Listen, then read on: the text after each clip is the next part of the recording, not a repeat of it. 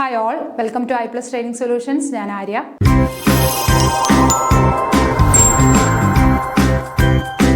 അപ്പോൾ നമ്മൾ SCRT text ആയിരുന്നു ഡിസ്കസ് ചെയ്തുകൊണ്ടിരുന്നത്. അപ്പോൾ ഇന്ന് നമ്മൾ എക്സ്പ്ലെയിൻ ചെയ്യാനായിട്ട് പോകുന്നത് 7ാം ക്ലാസ്സിലെ സോഷ്യൽ സയൻസിൻ്റെ രണ്ടാമത്തെ പാഠമായ ഭൂപടങ്ങളുടെ പൊരുൾ തേടി, ഭൂപടങ്ങളെക്കുറിച്ചും അതിനകത്തെ പ്രധാനപ്പെട്ട കാര്യങ്ങളും ഒക്കെയാണ്. പണ്ടുകാലത്ത് ഏതൊക്കെ തരത്തിലുള്ള ഭൂപടങ്ങൾ ഉപയോഗിച്ചിരുന്നു, ഇപ്പോൾ ഇന്ന് അതിനകത്ത് വന്ന മാറ്റങ്ങൾ, പിന്നെ അതിനകത്ത് നമ്മൾ ഉപയോഗിക്കുന്ന ഓരോ കാര്യങ്ങൾ, ഈ കാര്യങ്ങളൊക്കെയാണ് ഈ ഒരു ക്ലാസ്സിൽ നമ്മൾ ഡിസ്കസ് ചെയ്യാനായിട്ട് പോകുന്നത്. അപ്പം നമുക്ക് നോക്കാം. ഭൂപടങ്ങളുടെ പൊരുൾ തേടി. ആദ്യം നമ്മൾ പറഞ്ഞ കൊളംബസ്, ക്രിസ്റ്റഫർ കൊളംബസിനെ കുറിച്ചാണ്. 15ാം നൂറ്റാണ്ടിൽ റിപ്പബ്ലിക് ഓഫ് ജനോവ, ഇന്നത്തെ വടക്ക് പടിഞ്ഞാറൻ ഇറ്റലിയിൽ ജനിച്ചു. നാവികൻ, പര്യവേഷകൻ എന്നീ നിലകളിൽ പ്രശസ്തി ആർജിച്ച വ്യക്തി. അപ്പോൾ ക്രിസ്റ്റഫർ കൊളംബസ് എന്നാണ് ജനിച്ചത്? 15ാം നൂറ്റാണ്ടിൽ പടിഞ്ഞാറൻ ഇറ്റലിയിൽ. അപ്പോൾ ഇന്നത്തെ പടിഞ്ഞാറൻ ഇറ്റലി അന്ന് അറിയപ്പെട്ടത് റിപ്പബ്ലിക് ഓഫ് ജനോവ, അല്ലേ? ഇന്ന് റിപ്പബ്ലിക് ഓഫ് ജനോവ എന്നറിയപ്പെടുന്ന പടിഞ്ഞാറൻ ഇറ്റലിയിൽ 15ാം നൂറ്റാണ്ടിൽ ജനിച്ച വ്യക്തിയാണ് ക്രിസ്റ്റഫർ കൊളംബസ്. നാവികൻ, പര്യവേഷകൻ എന്നീ നിലകളിൽ പ്രശസ്തി ആർജിച്ച വ്യക്തി. നാവികൻ, പര്യവേഷകൻ എന്നീ നിലകളിൽ പ്രശസ്തി ആർജിച്ച വ്യക്തിയാണ് ക്രിസ്റ്റഫർ കൊളംബസ്. AD 1492 അറ്റ്ലാന്റിക് സമുദ്രത്തിലൂടെ ഇന്ത്യയെ തേടിയുള്ള തൻ്റെ ആദ്യ കപ്പൽ യാത്ര നടത്തി. അപ്പം AD 1492 ഇന്ത്യയെ തേടിയുള്ള ആദ്യ കപ്പൽ യാത്ര ഏത് സമുദ്രത്തിലൂടെ? അറ്റ്ലാന്റിക് സമുദ്രത്തിലൂടെ നടത്തി. അപ്പോൾ കൊളംബസിന്റെ പ്രത്യേകത എന്താണ്? നാവികനാണ്, പര്യവേഷകനാണ്. 1492 അറ്റ്ലാന്റിക് സമുദ്രത്തിലൂടെ ഇന്ത്യയെ തേടിയുള്ള ആദ്യ കപ്പൽ യാത്ര നടത്തിയ വ്യക്തിയാണ് ആര്? Christopher Columbus. വഴി അറിയുന്നതിനായി വലിയൊരു ഗോളം തുകൽ കൊണ്ട് പൊതിഞ്ഞ് അത് സ്ഥലങ്ങൾ രേഖപ്പെടുത്തിയും നക്ഷത്രങ്ങളുടെ സ്ഥാനം അടയാളപ്പെടുത്തുന്നതിനായി മറ്റൊരു ഗോളവും ഉപയോഗിച്ചിരുന്നു. അപ്പം വഴി അറിയുന്നതിനായിട്ട് വലിയൊരു ഗോളം എടുത്തിട്ട് അത് തുകൽ കൊണ്ട് പൊതിഞ്ഞിട്ട് അതിനകത്ത് സ്ഥലങ്ങൾ എന്ത് ചെയ്തു? രേഖപ്പെടുത്തി. അതേപോലെ തന്നെ നക്ഷത്രങ്ങളുടെ സ്ഥാനം അറിയാനായിട്ട് ഇതുപോലെ തന്നെ മറ്റൊരു ഗോളം എടുത്തിട്ട് അത് വെച്ചിട്ട് നക്ഷത്രങ്ങളുടെ സ്ഥാനവും ഒരെണ്ണം വെച്ചിട്ട് എന്താണ് വഴി മനസ്സിലാക്കിയാണ് അദ്ദേഹം എന്ത് ചെയ്തത്? കപ്പൽ യാത്ര നടത്തിയത്. എന്നാൽ കൊളംബസിന്റെ യാത്ര വഴിതെറ്റി ഇന്നത്തെ വടക്കേ അമേരിക്കൻ വൻകരയ്ക്ക് സമീപമുള്ള ചില ദ്വീപുകളിൽ എത്തിച്ചേരുകയാണ് ഉണ്ടായത്. അപ്പൊ കൊളംബസിന് എന്ത് പറ്റി? വഴിതെറ്റിപ്പോയി അദ്ദേഹം എവിടെ എത്തിച്ചേർന്നു? ഇന്ത്യയിൽ എത്തുന്നതിന് പകരം വടക്കേ അമേരിക്കയ്ക്ക് അടുത്തുള്ള ചില ദ്വീപുകളിലാണ് എത്തിച്ചേർന്നത്. അപ്പോൾ ക്രിസ്റ്റഫർ കൊളംബസ് 1492 എന്ത് ചെയ്തു? ഇന്ത്യയെ തേടിയുള്ള യാത്ര ആരംഭിച്ചു. അറ്റ്ലാന്റിക് സമുദ്രത്തിലൂടെ യാത്ര ആരംഭിച്ചു. പക്ഷേ അദ്ദേഹം എത്തിച്ചേർന്നത് എവിടെയാണ്? അമേരിക്കയിലാണ്, അല്ലേ? വടക്കേ അമേരിക്കയുടെ അടുത്തുള്ള ചില ദ്വീപുകളിലാണ് എത്തിച്ചേർന്നത്. അപ്പോൾ വഴി അറിയുന്നതിനായിട്ട് അദ്ദേഹം ഒരു ഗോളത്തിനകത്ത് തുകൽ പൊതിഞ്ഞിട്ട് അതിനകത്ത് എന്താണ് സ്ഥലങ്ങളൊക്കെ അടയാളപ്പെടുത്തി അത് വെച്ച് സ്ഥലങ്ങൾ മനസ്സിലാക്കി. അതേപോലെ തന്നെ മറ്റൊരു ഗോളത്തിൽ നക്ഷത്രങ്ങളുടെ സ്ഥാനവും എഴുതി പിടിപ്പിച്ചിട്ടുണ്ടായിരുന്നു. എന്നിട്ട് ഇത് വെച്ചിട്ട് ഈ 2 ഗോളങ്ങൾ വെച്ചിട്ടായിരുന്നു അദ്ദേഹം വഴികൾ തിരിച്ചറിഞ്ഞിരുന്നത്. വഴി കാട്ടാനായി കൃത്യമായ ഭൂപടങ്ങളും മറ്റ് സംവിധാനങ്ങളും ഇല്ലാത്തതായിരുന്നു ഇതിന് കാരണം. അപ്പൊ എന്തുകൊണ്ടാണ് അദ്ദേഹത്തിനും ഇന്ത്യയിൽ എത്തിച്ചേരാൻ പറ്റാതെ പോയത്? വഴി അറിയാൻ അദ്ദേഹത്തിന് കൃത്യമായ ഭൂപടങ്ങളോ അല്ലെങ്കിൽ മറ്റ് സംവിധാനങ്ങളോ ആരുടെ കയ്യിലില്ലായിരുന്നു? കൊളംബസിന്റെ കയ്യിൽ ഇല്ലായിരുന്നു. അതുകൊണ്ടാണ് അദ്ദേഹം എവിടെ എത്തിയത്? വടക്കേ അമേരിക്കയിൽ എത്തിച്ചേർന്നു. ഇല്ലെങ്കിൽ ഇന്ത്യയിലേക്ക് വന്ന വ്യക്തിയാണ്, അല്ലേ? അറ്റ്ലാന്റിക് സമുദ്രം വഴി ഇന്ത്യയിലേക്ക് വന്ന വ്യക്തിയാണ്. പക്ഷേ വഴി തെറ്റിപ്പോയി, അല്ലെങ്കിൽ എന്താണ് വഴി അറിയാൻ കൃത്യമായ സംവിധാനങ്ങൾ ഇല്ലാത്തത് കൊണ്ട് തന്നെ വഴി തെറ്റി അദ്ദേഹം എവിടെ എത്തിച്ചേർന്നു? വടക്കേ അമേരിക്കയിൽ എത്തിച്ചേർന്നു. അടുത്തത് ഫെർഡിനാൻഡ് മഗല്ലൻ. 16ാം നൂറ്റാണ്ടിൽ യൂറോപ്പിലെ വടക്കൻ പോർച്ചുഗലിൽ ജനിച്ചു. അപ്പം മഗല്ലൻ എവിടെയാണ് ജനിച്ചത്? പോർച്ചുഗലിലാണ് ജനിച്ചത്, അല്ലേ? 16ാം നൂറ്റാണ്ടിൽ യൂറോപ്പിലെ വടക്കൻ പോർച്ചുഗലിൽ ജനിച്ചു. ലോകം ചുറ്റി സഞ്ചരിക്കാൻ എന്ന ലക്ഷ്യത്തിൽ 1519 സെപ്റ്റംബറിൽ യൂറോപ്പിൽ നിന്ന് യാത്ര ആരംഭിച്ചു. ക്രിസ്റ്റഫർ കൊളംബസ് 1492 യാത്ര ആരംഭിച്ചത്.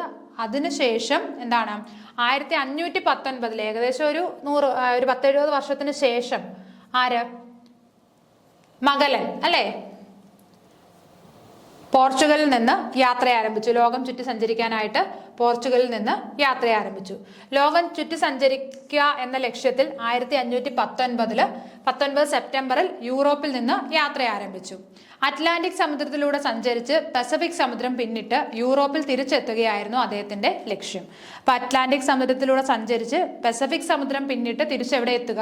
യൂറോപ്പിലെത്തുക. ലോകം ചുറ്റി സഞ്ചരിക്കുക എന്നൊരു ലക്ഷ്യമായിരുന്നു. എവിടെ എത്തിച്ചേരണമെന്നല്ല, ലോകം ചുറ്റി സഞ്ചരിച്ച് തിരിച്ച് എവിടെ തന്നെ എത്തുക? യൂറോപ്പിലെത്തുക, അല്ലെ പോർച്ചുഗലിൽ എത്തിച്ചേരുക എന്ന ലക്ഷ്യത്തോടെയാണ് മഗല്ലൻ 1519 യാത്ര ആരംഭിച്ചത്. വൻകരകളുടെ സ്ഥാനം അറിയുന്നതിനായി 16-ാം നൂറ്റാണ്ടിൽ നിർമ്മിക്കപ്പെട്ട ഭൂപടങ്ങൾ ഇവർ ഉപയോഗിച്ചിരുന്നു. അപ്പൊ 16-ാം നൂറ്റാണ്ടിൽ വൻകരകളുടെ സ്ഥാനം മനസ്സിലാക്കി, 7 വൻകരകളുണ്ട്, ആ വൻകരകളുടെ സ്ഥാനം മനസ്സിലാക്കാനായിട്ട് ചില ഭൂപടങ്ങൾ നിർമ്മിച്ചിരുന്നു. ഈ ഭൂപടങ്ങൾ സഹായത്തോടു കൂടിയാണ് മഗലൻ യാത്ര ആരംഭിച്ചത്. പസഫിക് സമുദ്രം പിന്നിട്ട് ഫിലിപ്പൈൻസ് ദ്വീപ് സമൂഹത്തിലെത്തി ഇവർ അവിടുത്തെ മക്ടാൻ ദ്വീപ് വാസികളുമായി യുദ്ധത്തിൽ ഏർപ്പെടുകയും മഗലൻ കൊല്ലപ്പെടുകയും ചെയ്തു. അപ്പൊ അങ്ങനെ പസഫിക് സമുദ്രവും പിന്നിട്ട് ഇവരെവിടെ എത്തി? ഫിലിപ്പൈൻസ് ദ്വീപ് സമൂഹത്തിലെത്തി. ഫിലിപ്പൈൻസിലെത്തി അവിടുത്തെ ആൾക്കാരായ മക്ടാൻ എന്ന് പറയുന്ന അവിടുത്തെ ഒരു കൂട്ടം ആൾക്കാരുമായിട്ട് യുദ്ധത്തിൽ ഏർപ്പെടുകയും ആ യുദ്ധത്തിൽ ആര് കൊല്ലപ്പെടുകയും ചെയ്തു? മഗലൻ കൊല്ലപ്പെടുകയും ചെയ്തു. അപ്പം ലോകം ചുറ്റി സഞ്ചരിക്കാനായിട്ട് ഇറങ്ങി പുറപ്പെട്ട വ്യക്തിയാണ് മഗലൻ എന്ന് പറയുന്നത്. എന്നാൽ കൊളംബസ് ആണെങ്കിലോ ഇന്ത്യയിലേക്ക് വരാനായിട്ട് യാത്ര ആരംഭിച്ച വ്യക്തിയാണ് കൊളംബസ്. മഗലനാണെങ്കിൽ ലോകം ചുറ്റി സഞ്ചരിക്കുക, പോർച്ചുഗലിൽ നിന്ന് യാത്ര ആരംഭിച്ചു, എന്നിട്ട് അറ്റ്ലാന്റിക് സമുദ്രവും പസഫിക് സമുദ്രവും കടന്ന് തിരിച്ചെവിടെ എത്തിച്ചേരുക? യൂറോപ്പിൽ അല്ലെ പോർച്ചുഗലിൽ തന്നെ എത്തിച്ചേരുക എന്നൊരു ലക്ഷ്യമായിട്ടാണ് അദ്ദേഹം ഇറങ്ങിയത്. 1519 യാത്ര ആരംഭിച്ചത്. അപ്പൊ അങ്ങനെ അറ്റ്ലാന്റിക് സമുദ്രവും പസഫിക് സമുദ്രവും പിന്നിട്ട് ഫിലിപ്പൈൻസ് ദ്വീപ് സമൂഹത്തിലെത്തി അവിടെ മക്ടാൻ എന്ന് പറയുന്ന ഒരു കൂട്ടം ആൾക്കാരുമായിട്ട് യുദ്ധത്തിൽ ഏർപ്പെടുകയും ആ യുദ്ധത്തിൽ മഗലൻ മരിക്കുകയും ചെയ്തു. കപ്പലിൽ ബാക്കിയായവർ 1522 സെപ്റ്റംബറിൽ യൂറോപ്പിൽ തിരിച്ചെത്തുകയാണ് ഉണ്ടായത്. അപ്പൊ ഈ മഗലന്റെ കൂടെ യാത്ര ചെയ്ത ബാക്കിയുള്ളവര് 1519 യാത്ര, 19 സെപ്റ്റംബറിൽ യാത്ര ആരംഭിച്ചു. 1522 സെപ്റ്റംബറിൽ, അതായത് ഏകദേശം 3 വർഷത്തിന് ശേഷം അവർ തിരിച്ച് എവിടെ എത്തി? യൂറോപ്പിൽ എത്തിച്ചേർന്നു. വിശദമായ ഭൂപടങ്ങൾ വഴി അറിയാനുള്ള മറ്റ് സംവിധാനങ്ങളും ഇല്ലാതിരുന്നതിനാൽ ലോകം ചുറ്റി സഞ്ചരിക്കുന്നതിന് ഏകദേശം 3 വർഷം വേണ്ടി വന്നു, അല്ലേ? അപ്പം വിശദമായ ഭൂപടങ്ങളോ അല്ലെ വഴി അറിയാനുള്ള മറ്റ് സംവിധാനങ്ങളോ ഇന്നത്തെ പോലെ കോമ്പസ് പോലുള്ള കാര്യങ്ങളോ ഒന്നും ഇല്ലാത്തത് കാരണം ഈ ലോകം ചുറ്റി സഞ്ചരിക്കാൻ അവർക്ക് എത്ര വർഷം വേണ്ടി വന്നു?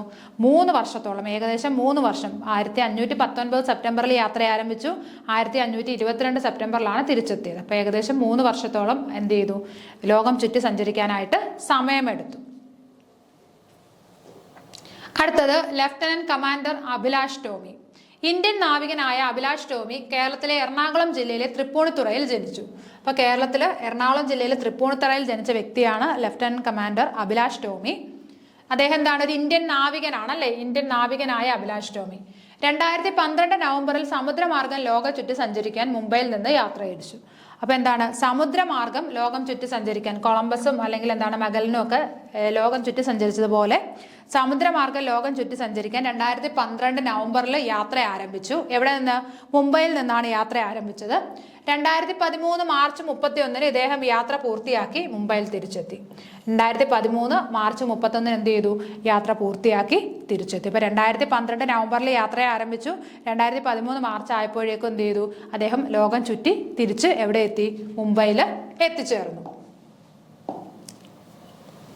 കൃത്യമായ ഭൂപടങ്ങളുടെയും ആധുനിക ഉപകരണങ്ങളുടെയും സഹായത്താൽ ഏകദേശം 150 ദിവസം കൊണ്ടാണ് ഇദ്ദേഹം ഭൂമിയെ ചുറ്റി വന്നത്. അപ്പൊ അദ്ദേഹത്തിന്റെ കയ്യിൽ കൃത്യമായ ഭൂപടവും ആധുനിക സൗകര്യങ്ങളും അല്ലെ സംവിധാനങ്ങളും ഉണ്ടായിരുന്നു. അപ്പൊ ഈ കാരണങ്ങളൊക്കെ ഉള്ളത് കൊണ്ട് തന്നെ ഏകദേശം 150 ദിവസം കൊണ്ട് തന്നെ ലോകം ചുറ്റി തിരിച്ചു വരാനായിട്ട് ആർക്ക് സാധിച്ചു? അഭിലാഷ് ടോമിക്ക് സാധിച്ചു. എന്നാൽ മഗലനൊക്കെ ആണെങ്കിലോ 3 വർഷം എടുത്തു, അല്ലെ? മഗലൻ അല്ലെങ്കിൽ മഗലന്റെ കൂടെയുള്ള ആൾക്കാർ ഏകദേശം 3 വർഷം ലോകം ചുറ്റി സഞ്ചരിച്ചിട്ടാണ് തിരിച്ചവര് നാട്ടിലേക്ക് എത്തിച്ചേർന്നത്. എന്നാൽ അഭിലാഷ് ടോമിക്ക് ഏകദേശം എത്ര ദിവസം എടുത്തു? ഏകദേശം 150 ദിവസം. അതായത് എത്രയാണ്? 5 മാസത്തോളം. 5 മാസം കൊണ്ട് ലോകം ചുറ്റി സഞ്ചരിക്കാൻ ആർക്ക് കഴിഞ്ഞു? ലഫ്റ്റനന്റ് കമാൻഡർ അഭിലാഷ് ടോമിക്ക് കഴിഞ്ഞു. അപ്പൊ അദ്ദേഹത്തിന് അത് കഴിഞ്ഞതിന് കാരണം എന്താണ്? കൃത്യമായ ഭൂപടവും അതേപോലെ ആധുനിക സൗകര്യങ്ങളും അദ്ദേഹത്തിന് സപ്പോർട്ടായിട്ട് ഉണ്ടായിരുന്നു. അടുത്തത് ഭൂപടങ്ങളുടെ പ്രാധാന്യം. ഭൂമിശാസ്ത്രകാരന്റെ പ്രധാന ഉപകരണങ്ങളാണ് ഭൂപടം. ഭൗമോപരിതലത്തിലെ എല്ലാ ഭൂപ്രദേശങ്ങളെയും ചിത്രീകരണമാണ് ഭൂപടങ്ങൾ. അപ്പം ഭൂമിശാസ്ത്രകാരനല്ലേ ഒരു ഭൂമിശാസ്ത്രവുമായിട്ട് ബന്ധപ്പെട്ട അല്ലെ അത് പഠിക്കുന്ന ആൾക്കാരുടെ പ്രധാനപ്പെട്ട ഒരു ഉപകരണമാണ് ഭൂപടം എന്ന് പറയുന്നത്. ഭൗമോപരിതലത്തിലെ എല്ലാ പ്രദേശങ്ങളുടെയും ചിത്രീകരണമാണ് എന്തെന്ന് പറയുന്നത്? ഭൂപടം എന്ന് പറയുന്നത്, അല്ലേ? അതായത് നമ്മുടെ ഉപരിതലത്തിലുള്ള എല്ലാ വസ്തുക്കളുടെയും ചിത്രീകരണമാണ്, അതിൻ്റെ ഒരു ഗ്രാഫിക്കൽ റെപ്രസെൻറ്റേഷൻ ആണ് എന്തെന്ന് പറയുന്നത്? ഭൂപടം എന്ന് പറയുന്നത്. നൂറ്റാണ്ടുകൾക്ക് മുൻപ് തന്നെ ഭൂപടങ്ങൾ ഉപയോഗിച്ചിരുന്നതായി കരുതപ്പെടുന്നു, അല്ലേ? നൂറ്റാണ്ടുകൾക്ക് മുമ്പ് തന്നെ ഭൂപടങ്ങൾ ഉപയോഗിച്ചിരുന്നത്. അപ്പൊ അത് പല വേർഷൻസ് ആയിരിക്കും. ഇന്നത്തെ പോലെ കറക്റ്റ് ഒരു ഭൂപടം ആയിരിക്കണം. അതിൻ്റെ നമ്മൾ പറഞ്ഞു കൊളംബസ് യാത്ര ചെയ്തപ്പോൾ ഗോളത്തിന് പുറത്ത് തുകൽ കെട്ടിയിട്ട് അത് വെച്ചിട്ട് അദ്ദേഹം എന്താണ് അതിനകത്ത് സ്ഥലങ്ങൾ രേഖപ്പെടുത്തിയായിരുന്നു യാത്ര ചെയ്തത്, വഴി അറിയാൻ വേണ്ടിയിട്ട് അല്ലേ. അപ്പൊ അങ്ങനെ ഈ ഭൂപടത്തിന്റെ പല വേർഷൻസ് പണ്ട് കാലത്ത് ഉപയോഗിച്ചിരുന്നു. എന്നാൽ അവ ഇന്നത്തെ പോലുള്ള വ്യക്തവും കൃത്യവുമായ ഭൂപടങ്ങൾ ആയിരുന്നില്ല. എന്നാൽ ഇന്ന് നമ്മൾ ഉപയോഗിക്കുന്ന ഭൂപടത്തെ പോലെ അത്ര കൃത്യമായതോ വ്യക്തമായതോ ആയിരുന്നില്ല പണ്ട് കാലത്ത് ഉപയോഗിച്ചിരുന്ന ഭൂപടങ്ങൾ എന്ന് പറയുന്നത്.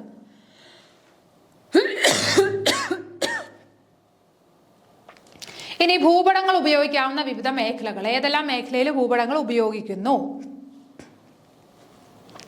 നോക്കി.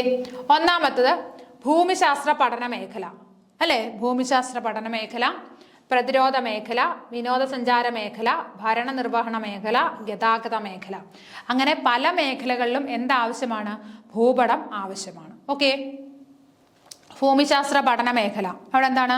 ഭൂമിശാസ്ത്രവുമായിട്ട് ബന്ധപ്പെട്ട ഓരോ സ്ഥലങ്ങളുടെയും സ്ഥാനം അറിയാനായിട്ട് ഭൂപടം ആവശ്യമാണ്. പ്രതിരോധ മേഖല, പ്രതിരോധമായിട്ട് ഇപ്പോൾ യുദ്ധങ്ങളൊക്കെ വരികയാണ്, അപ്പോൾ സ്ഥലങ്ങളൊക്കെ ലൊക്കേറ്റ് ചെയ്യാനായിട്ട് അവിടെ എന്താവശ്യമാണ്? ഭൂപടങ്ങൾ ആവശ്യമാണ് അല്ലെ. ഓരോ സ്ഥലത്തിൻ്റെയും മാപ്പ് ആരുടെ കയ്യിലുണ്ട്? ഓരോ രാജ്യക്കാരുടെയും കയ്യിലുണ്ട്. ഇനി വിനോദസഞ്ചാര മേഖല, വിനോദസഞ്ചാരത്തിനായിട്ട് കാട്ടിൽ അകപ്പെട്ടു പോയി, അവരെ രക്ഷിക്കണമെങ്കിൽ നമുക്ക് എന്താണ്? ആ കാടിനെ അത് എവിടെയാണ് എന്ന് അറിയണമെങ്കിൽ അവിടെ നമുക്ക് എന്താ ആവശ്യമാണ്? ഭൂപടം ആവശ്യമാണ്. ഭരണനിർവഹണ മേഖല, ഇപ്പോൾ റോഡിന്റെ മാപ്പുണ്ട് അല്ലെങ്കിൽ സ്ഥലത്തിന്റെ മാപ്പുണ്ട്, ഈ മാപ്പുകളൊക്കെ വെച്ചിട്ടാണ് നമ്മുടെ ഭരണ സംവിധാനം നല്ല രീതിയിൽ നടന്നു പോകുന്നത് അല്ലേ. ഗതാഗത മേഖല, ഗതാഗത മേഖലയിൽ എന്താണ്? റോഡിന്റെ മാപ്പുകൾ അത്യാവശ്യമാണ് അല്ലെ. പഞ്ചായത്ത് റോഡുകളുണ്ട്, അല്ലെങ്കിൽ ഹൈവേകൾ, സ്റ്റേറ്റ് ഹൈവേകൾ, അങ്ങനെ പലതരത്തിലുള്ള റോഡുകളുണ്ട്. ഈ റോഡിനെല്ലാം എന്തുണ്ട്? വ്യക്തമായ ഭൂപടങ്ങൾ ഉണ്ട്.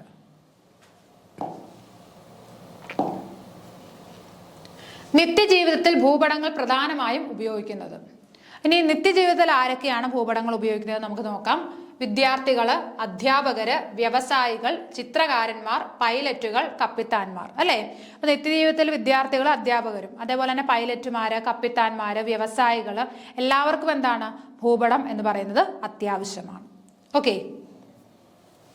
വ്യത്യസ്ത ആവശ്യങ്ങൾക്കായി വിവിധങ്ങളായ ഭൂപടങ്ങൾ നിർമ്മിക്കപ്പെടുന്നുണ്ട്. അപ്പൊ പല ആവശ്യങ്ങൾക്കായിട്ട് പലതരത്തിലുള്ള എല്ലാ ഭൂപടവും ഒരേപോലെ ആയിരിക്കും. ചിലത് സ്ഥലത്തിന്റെ ആയിരിക്കാം അല്ലെ, ചില എന്തായാലും വഴിയുടെ ആയിരിക്കാം. അപ്പോൾ ഓരോ ഭൂപടവും നിർമ്മിക്കുന്നത് ഓരോ ആവശ്യങ്ങൾക്കായിട്ടാണ്. എല്ലാ ഭൂപടത്തിന്റെയും എന്താണ് ഒരേ തരത്തിലുള്ള ചിത്രീകരണമായിരിക്കില്ല അല്ലെ. ഓരോ ഭൂപടത്തിനും പ്രത്യേക ആവശ്യങ്ങൾക്കായിട്ടാണ് നമ്മൾ നിർമ്മിക്കുന്നത്.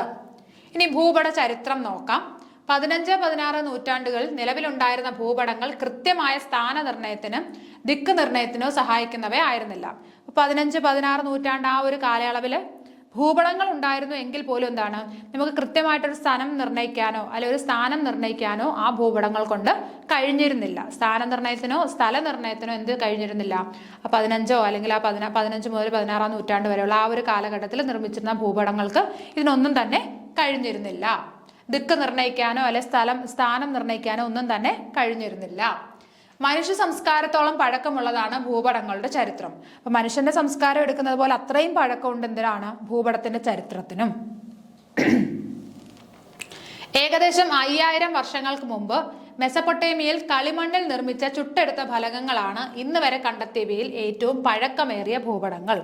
അപ്പോൾ ഇതുവരെ കണ്ടെത്തിയതിൽ വെച്ച് ഏറ്റവും പഴക്കമേറിയ ഭൂപടം ഏതാണെന്ന് ചോദിച്ചു കഴിഞ്ഞാൽ മെസപ്പൊട്ടേമിയയിൽ കണ്ടെത്തിയ എന്താണ്? കളിമണ്ണിൽ തീർത്ത ഫലകങ്ങൾ അല്ലെ, അതിൽ നിർമ്മിച്ചിരിക്കുന്ന എന്താണ്? ഭൂപടങ്ങളാണ്. ഏകദേശം 5000 വർഷങ്ങൾക്ക് മുമ്പ് മെസപ്പൊട്ടേമിയയിൽ കളിമണ്ണിൽ നിർമ്മിച്ച ചുട്ടെടുത്ത ഫലകങ്ങളാണ് ഇന്ന് വരെ കണ്ടെത്തിയവയിൽ ഏറ്റവും പഴക്കമേറിയ ഭൂപടം. അപ്പൊ ഏറ്റവും പഴക്കമേറിയ ഭൂപടം കണ്ടെത്തിയത് എവിടെയാണ്? മെസപ്പൊട്ടേമിയയിലാണ്. ഓക്കെ. 5000 വർഷങ്ങൾക്ക് മുൻപാണ് ഈ ഭൂപടങ്ങൾ കണ്ടെത്തിയത്. ഇവയിൽ വളരെ ചെറിയ പ്രദേശങ്ങളിലെ സവിശേഷതകൾ കാണിക്കാൻ സഹായിക്കുന്ന പ്രത്യേക തരം വരകളും ചിഹ്നങ്ങളുമാണ് ഉണ്ടായിരുന്നത്. അപ്പൊ ഇതിന്റെ പ്രത്യേകത എന്താണെന്ന് ചോദിച്ചു കഴിഞ്ഞാൽ വളരെ ചെറിയ സ്ഥലങ്ങൾ പോലും കാണിക്കാനായിട്ട് പ്രത്യേക തരം വരകളും ചിഹ്നങ്ങളും ഇതിനകത്ത് അടങ്ങിയിരിക്കുന്നു. ഓക്കെ. അപ്പൊ ഇപ്പൊ നമ്മൾ അതിനകത്ത് സ്കെയിലും ഇൻഡെക്സും കീയും ഒക്കെ കൊടുക്കും ഓരോ ഭൂപടത്തിനകത്തും അല്ലെ. അതേപോലെ തന്നെ അന്ന് കാലത്ത് അത്രയും ഡെവലപ്ഡ് അല്ലാത്തിരുന്ന കാലത്ത് പോലും എന്താണ്? ചെറിയ സ്ഥലങ്ങൾ പോലും അടയാളപ്പെടുത്താനായിട്ട് അതിനകത്ത് എന്തൊക്കെ ഉണ്ടായിരുന്നു? ചെറിയ വരകളും ചിഹ്നങ്ങളും ഒക്കെ വ്യത്യസ്തമായിട്ട് കൊടുത്തിരുന്നു, അത് മനസ്സിലാക്കാൻ വേണ്ടിയിട്ട്. ഓക്കെ. ആദ്യ ഭൂപടം വരച്ചതായി കരുതപ്പെടുന്ന ഗ്രീക്ക് തത്വചിന്തകൻ അനക്സിമാണ്ടറുടെ കാലഘട്ടത്തിൽ ഭൂപടങ്ങൾ തുകലിലും വെങ്കല ഫലകങ്ങളിലുമാണ് തയ്യാറാക്കിയിരുന്നത്. അപ്പൊ ആദ്യ ഭൂപടം വരച്ചത് ആരാണ്? ഗ്രീക്ക് തത്വചിന്തകനായിരുന്ന ആരാണ്? അനക്സിമാൻഡർ ആണ് അല്ലെ. ആദ്യ ഭൂപടം വരച്ചത് ഗ്രീക്ക് തത്വചിന്തകനായിരുന്ന അനക്സിമാൻഡർ ആണ്. അപ്പൊ അദ്ദേഹത്തിന്റെ ആ ഒരു കാലഘട്ടത്തിൽ തന്നെ ഭൂപടങ്ങൾ എങ്ങനെയായിരുന്നു നിർമ്മിച്ചിരുന്നത്? തുകലിലും അതേപോലെ വെങ്കല ഫലകങ്ങളിലുമാണ് നിർമ്മിച്ചിരുന്നത്. അപ്പൊ ആദ്യ ഭൂപടം നിർമ്മിച്ചത് അനക്സിമാൻഡർ ആണ്. അദ്ദേഹം ഒരു ഗ്രീക്ക് തത്വചിന്തകനാണ്. അദ്ദേഹത്തിന്റെ കാലഘട്ടത്തിൽ തന്നെ ഭൂപടങ്ങൾ നിർമ്മിച്ചിരുന്നത് എങ്ങനെയായിരുന്നു? തുകലിലും അതേപോലെ എന്താണ്, വെങ്കല ഫലകങ്ങളിലുമാണ്. ഓക്കെ, തുകലിലും വെങ്കല ഫലകങ്ങളിലുമാണ് അദ്ദേഹം എന്ത് ചെയ്തിരുന്നത്, അല്ലെങ്കിൽ ആ സമയത്ത് ഭൂപടങ്ങൾ നിർമ്മിച്ചിരുന്നത്.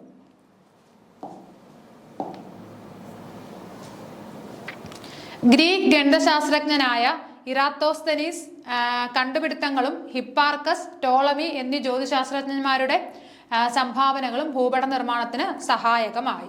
അപ്പൊ അതുകൂടാതെ തന്നെ ഗ്രീക്ക് ഗണിതശാസ്ത്രജ്ഞനായ ഇറാത്തോസ്തനീസിന്റെ കണ്ടുപിടുത്തങ്ങൾ, അതേപോലെ തന്നെ ഹിപ്പാർക്കസ്, ടോളമി എന്നീ ജ്യോതിശാസ്ത്രജ്ഞന്മാരുടെ കണ്ടുപിടുത്തങ്ങളും എന്താണ്, ഭൂപട നിർമ്മാണത്തിന് ഒരുപാട് സഹായങ്ങൾ ചെയ്തു. കൊളംബസ്, മഗലൻ തുടങ്ങിയ നാവികരുടെയും പര്യവേക്ഷകരുടെയും ലോകയാത്രകൾ വ്യക്തവും കൃത്യവുമായ ഭൂപട നിർമ്മാണത്തിന് വഴിതെളിച്ചു. അതേപോലെ തന്നെ കൊളംബസും അതേപോലെ മഗലിനെ പോലുള്ള യാത്രക്കാരുടെയും മറ്റു പര്യവേക്ഷകരുടെയൊക്കെ ഈ ലോകം ചുറ്റിയുള്ള സഞ്ചാരവും എന്താണ്, കൃത്യമായൊരു ഭൂപട നിർമ്മാണത്തിന് സഹായമായി. ഓക്കെ, അപ്പൊ അലക്സിമാൻഡറുടെ ഭൂപടം, അതിനുശേഷം എന്താണ്, ഇറാത്തോസ്തനീസ്, പിന്നെ ഹിപ്പാർക്കസ്, ടോളമി അവരും ഭൂപട നിർമ്മാണത്തിന് ഒരുപാട് ഹെൽപ്പ് ചെയ്തു. അതുകൂടാതെ തന്നെ ആരൊക്കെയാണ്, കൊളംബസും മഗലനും ഇവരുടെ യാത്രകളും ഭൂപട നിർമ്മാണത്തിന് പുതിയ വഴിത്തിരിവുകൾ ഉണ്ടാക്കി. അടുത്തത് ഭൂപടശാസ്ത്രം, കാർട്ടോഗ്രഫി എന്താണെന്ന് നോക്കാം. നോക്കിയേ, കാർട്ടെ എന്നാൽ കാർട്ടെ, ഗ്രാഫിക് എന്നീ ഫ്രഞ്ച് പദങ്ങളിൽ നിന്നാണ് കാർട്ടോഗ്രഫി എന്ന ഇംഗ്ലീഷ് പദം രൂപം കൊണ്ടിട്ടുള്ളത്. അപ്പൊ കാർട്ടെ, ഗ്രാഫിക് എന്നീ രണ്ട് പദങ്ങളിൽ നിന്നാണ് എന്താണ്, കാർട്ടോഗ്രഫി എന്ന് പറഞ്ഞ ഇംഗ്ലീഷ് പദം ഉടലെടുത്തത്. കാർട്ടെ അതുപോലെ തന്നെ ഗ്രാഫിക്. കാർട്ടെ എന്നതിന് ഭൂപടം എന്നും ഗ്രാഫിക് എന്നതിന് വരയ്ക്കുക എന്നുമാണ് അർത്ഥം. അപ്പൊ കാർട്ടെ എന്നതിന്റെ മീനിങ് എന്താണ്, ഭൂപടം. അതേപോലെ ഗ്രാഫിക് എന്നതിന്റെ മീനിങ് വരയ്ക്കുക. കാർട്ടെ, ഗ്രാഫിക് എന്നീ രണ്ട് ഫ്രഞ്ച് പദങ്ങളിൽ നിന്നാണ് എന്താണ്, കാർട്ടോഗ്രഫി എന്ന് പറഞ്ഞൊരു ഇംഗ്ലീഷ് പദം രൂപം കൊണ്ടത്. കാർട്ടെ എന്ന് പറഞ്ഞു കഴിഞ്ഞാൽ അതിന്റെ മീനിങ് എന്താണ്, ഭൂപടം. ഗ്രാഫിക് എന്ന് പറഞ്ഞു കഴിഞ്ഞാൽ വരയ്ക്കുക. അപ്പൊ അങ്ങനെയാണ് കാർട്ടോഗ്രഫി എന്നുള്ളൊരു വാക്ക് വന്നത്. ഭൂപടങ്ങൾ തയ്യാറാക്കുന്ന ശാസ്ത്രശാഖയാണ് ഭൂപടശാസ്ത്രം അഥവാ കാർട്ടോഗ്രഫി. അപ്പൊ ഓർത്തിരിക്കുക, എന്താണ്, ഭൂപടം തയ്യാറാക്കുന്ന ശാസ്ത്രശാഖ, അതിനെന്തോ പറയും, കാർട്ടോഗ്രഫി. മേക്കിംഗ് എന്താണ്, മാപ്സ് അല്ലെ. മാപ്പ് മേക്കിങ്ങിനെ നമ്മൾ എന്തോ പറയുന്നത്, കാർട്ടോഗ്രഫി എന്ന് പറയുന്നത്. ഭൂപടങ്ങൾ നിർമ്മിക്കുന്ന ശാസ്ത്രശാഖയ്ക്ക് എന്ത് പേര് പറയും, കാർട്ടോഗ്രഫി എന്ന് പറയും.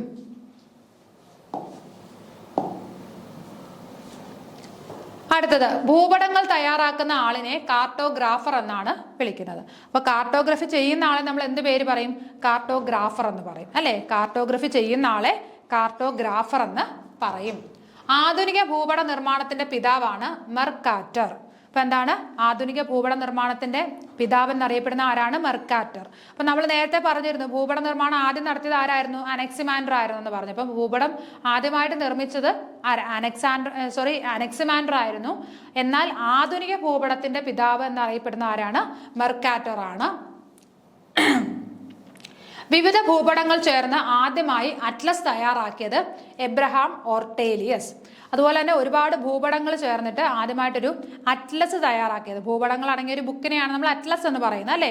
അപ്പോൾ അറ്റ്ലസ് തയ്യാറാക്കിയത് ആരാണ്, എബ്രഹാം ഓർട്ടേലിയസ് ആണ്. ഓക്കെ, അപ്പൊ ആദ്യമായിട്ട് ആധുനിക ഭൂപടത്തിന്റെ പിതാവ്, ആധുനിക ഭൂപട നിർമ്മാണത്തിന്റെ പിതാവ് ആരാണ്, മെർക്കാറ്റർ ആണ്. അതേപോലെ തന്നെ എന്താണ്, ഈ ഭൂപടങ്ങൾ ചേർന്ന് ഒരു അറ്റ്ലസ് നിർമ്മിച്ചത് ആരാണ്, എബ്രഹാം ഓർട്ടേലിയസ്. ഈ പേരുകളൊക്കെ ഓർത്തിരിക്കുക, മറന്നു പോകരുത്. അപ്പൊ കാർട്ടോഗ്രഫി എന്ന് പറഞ്ഞു കഴിഞ്ഞാൽ എന്താണ്, മേക്കിംഗ് മാപ്സ് അല്ലെ. മാപ്പ് നിർമ്മാണം അല്ലെങ്കിൽ എന്താണ്, ഭൂപട നിർമ്മാണത്തിനാണ് കാർട്ടോഗ്രഫി എന്ന് പറയുന്നത്. അത് ചെയ്യുന്ന ആളെ കാർട്ടോഗ്രാഫർ എന്ന് പറയും. കാർട്ടെ എന്ന വാക്കിന്റെ അർത്ഥം എന്താണ്, ഭൂപടം. ഗ്രാഫിക് മീൻസ് വരയ്ക്കുക. അപ്പൊ അത് ഫ്രഞ്ച് വേർഡാണ് കാർട്ടയും ഗ്രാഫിക്കും. അതിൽ നിന്നാണ് ഇംഗ്ലീഷ് വേർഡായ കാർട്ടോഗ്രഫി എന്ന് പറയുന്ന വേർഡ് വന്നത്. ഇനി ആധുനിക ഭൂപടത്തിന്റെ പിതാവ് എന്നറിയപ്പെടുന്ന മെർക്കാറ്റർ ആണ്. അതേപോലെ തന്നെ ആധുനിക ഈ ഭൂപടങ്ങൾ ചേർന്ന അറ്റ്ലസ് ആദ്യമായിട്ട് നിർമ്മിച്ചത് ആരാണ്, എബ്രഹാം ഓർട്ടേലിയസ് ആണ്. ഓക്കെ,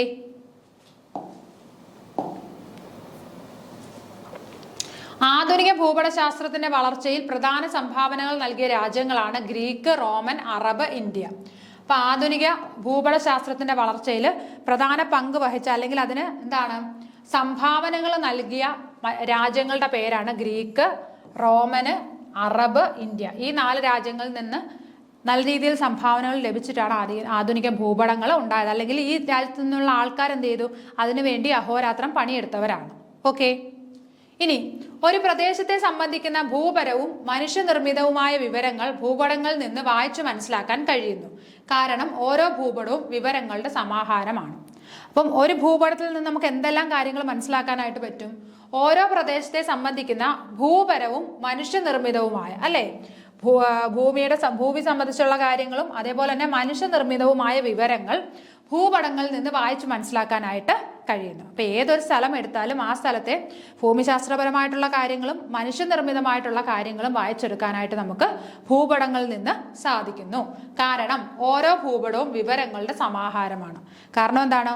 ഓരോ ഭൂപടവും വിവരങ്ങളുടെ സമാഹാരമാണ്. കാരണം അതിനകത്ത് ഒരുപാട് ഇൻഫർമേഷൻസ് നമുക്കായിട്ടുണ്ട്.